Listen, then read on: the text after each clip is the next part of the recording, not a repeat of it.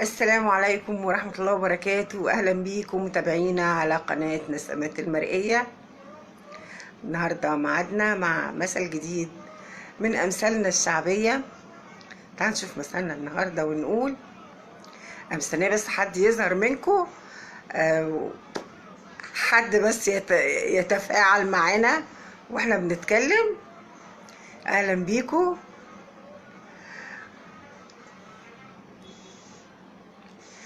مثلنا النهاردة بيقول: خدوهم بالصوت لا هيغلبوكم. تعالوا بينا مع بعض نشوف أصل القصة بتاعة المثل. خدوهم بالصوت لا هيغلبوكم. كان في واحدة عندها ولدين، جوزتهم من بنتين، البنتين اخوات برضو.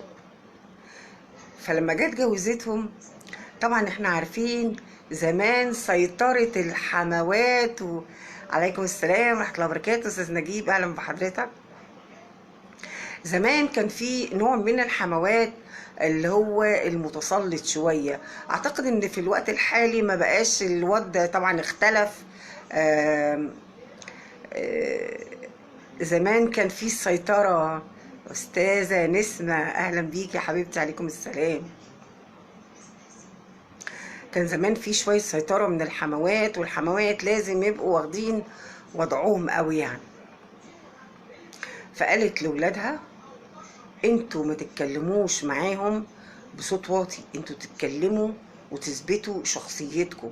هي متخيلة ان الصوت العالي والزعيق هو ده اللي بيعمل شخصية للراجل. طبعا مفيش كلام من ده، لكن احنا بنحكي القصة. آه لازم تتكلموا معاهم بصوت عالي وما تسيبوهمش يسيطروا عليكم وحاجات زي كده. كان عندها ابنها الكبير مسالم جدا ومتصالح مع نفسه وكان انسان سوي.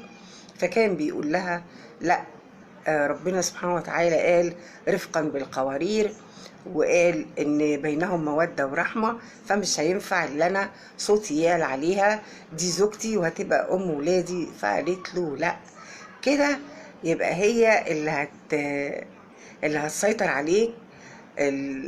على رأي المثل: خدوهم بالصوت لا يغلبوكم. لو ما عملتش معاها كده يبقى هي اللي هتغلبك.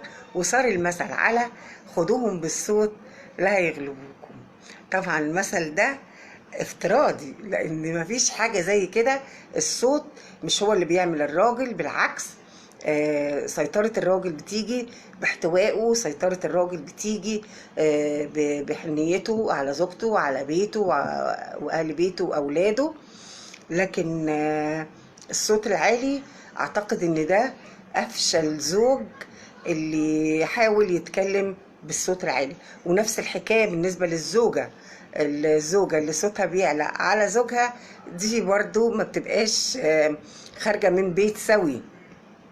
لان اهم حاجة في الجواز التفاهم والاخلاقيات.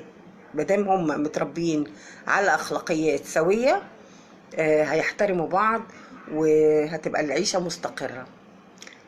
كده المثل بتاعنا على رأي المثل: خدوهم بالصوت لا يغلبوكم. المثل ده بنقوله لما بنكون داخلين في نقاش مع حد وخايفين ان هو هيتسيد الموقف، فاحنا بقى بنروح هادمين.